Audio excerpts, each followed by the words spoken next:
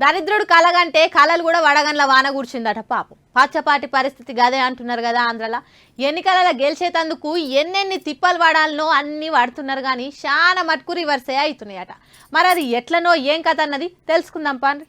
Time bad ఉన్నప్పుడు అట్టిపండు తిన్నా పన్నీరుతుంది అన్నట్టు ఆంధ్రాలో సైకిల్ పార్టీ పరిస్థితి కూడా గట్టినే ఉన్నదట. సైకిల్ కు ఓవర్ ఆయిలింగ్ చేసి మళ్ళీ ఉరికిచ్చేందుకు ఉద్దర సలాలు ఇవ్వరని వ్యూకర్తలు ఇండ్ల పొంటి తిరుగుకుంటా తలుపులు కొడుతున్నాడు చంద్రాల సారు. మొన్న ప్రశాంత్ కిషోర్ పనివాడ విమానం పంపించి పిలిపించుకుంటే పెద్ద మనిషివి పిలిచినవని వచ్చినా కానీ నీకైతే పని చేయలేను సారు, అసలుకైతే నేను వ్యూకర్త పనే బంద్ చేసినా తప్పించుకొని వెళ్ళిపోయిండు. ఇక ఆయన శిష్యుడు కాంగ్రెస్ పార్టీ వ్యూహకర్త సునీల్ కనుగోలు దగ్గరికి పోయి కూడా బతిలాడిరట.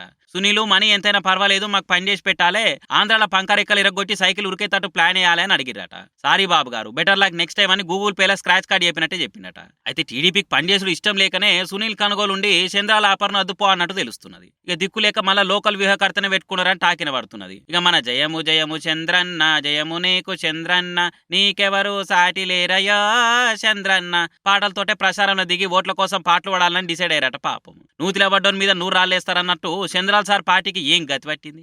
ఒకప్పుడు బిల్ క్లింటన్, బిల్ గేట్స్ ను పట్టుకొచ్చిన మనిషి, హైదరాబాద్ ను ప్రపంచ పటంలో జాగా దొరకబట్టి ఇరికిచ్చిన మనిషి, అసొంటి ఆయన పిలుస్తే వ్యూహకర్తలు కూడా ఏపా అని అంటున్నారంటే ఏ మాలత అయిపోయింది.